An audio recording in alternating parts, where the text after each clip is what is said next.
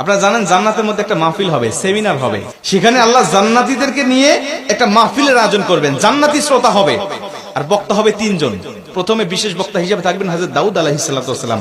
দাউদ আলাইহিস সালামের কুরআন নাজিল হয় নাই, দাউদ নবী কোনোদিন কুরআন পড়েও নাই। তারপরেও আল্লাহ সেদিন তাকে ইলম দিবেন, তিনি দাউদ নবী সূরা তোহা থেকে তেলাওয়াত করবেন। তাফসীরে এসেছে দাউদ নবী যখন কুরআন থেকে তেলাওয়াত করবেন তার একটা গলা থেকে, একটা কণ্ঠ থেকে ৮০ রকম সুর বের হতে থাকবে।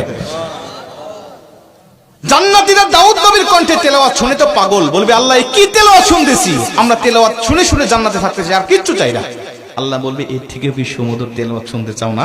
জান্নাতীরা বলবে আল্লাহ এর থেকে সুমধুর তেলাওয়াত হতে পারে, আমাদের আর বিশ্বাস হয় না। আল্লাহ বলবে কেন বিশ্বাস হয় না?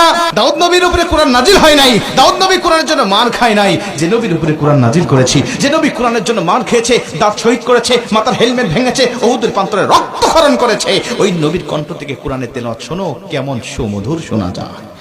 আমার নবী যখন সূরা ইয়াসিন থেকে তেলাওয়াত করবেন জান্নাতীরা তো পাগল হয়ে যাবে, বলবে আল্লাহ কোনো হুর চাই না, কোনো গিলমান চাই না, কোনো নাজ নিয়ামত, কোনো শরাব, কোনো ঝর্ণা, কোনো কিচ্ছু চাই না। আল্লাহ শুধু নবীর কণ্ঠে তেলাওয়াত শুনে জান্নাতে হাজার হাজার বছর আমরা কাটিয়ে দিতে চাই।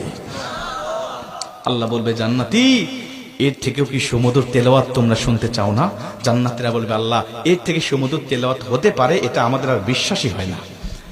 জান্নাতীরা কেন বিশ্বাস হবে না বলো? আমার নবীকে কণ্ঠ দিয়েছি আমি আল্লাহ নিজে, আমার দাউদকে কণ্ঠ দিয়েছি আমি আল্লাহ নিজে, কিন্তু আমার গলায় কত কণ্ঠ রেখে দিয়েছি জানো না? আমি আল্লাহ নিজের কণ্ঠকে ওজার করে এখন তোমাদেরকে সূরা রহমান থেকে তেলাওয়াত করে শোনাতে চাই।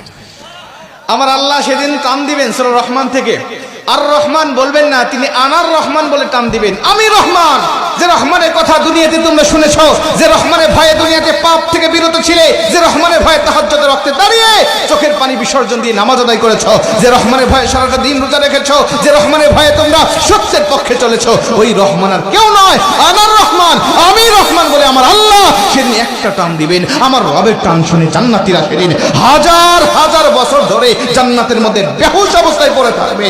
আমার আল্লাহ তাদেরকে হুশ দিবেন না। জোরে কোন সুবহানাল্লাহ, আল্লাহু আকবার বলেন। দোয়া করছি আজকে যেভাবে বসেছি আল্লাহ যেন জান্নাতের মধ্যে আমাদেরকে ওই মাহফিলে শ্রোতা হিসাবে সবাইকে বসার তৌফিক দান করেন। জোরে বলেন আমিন।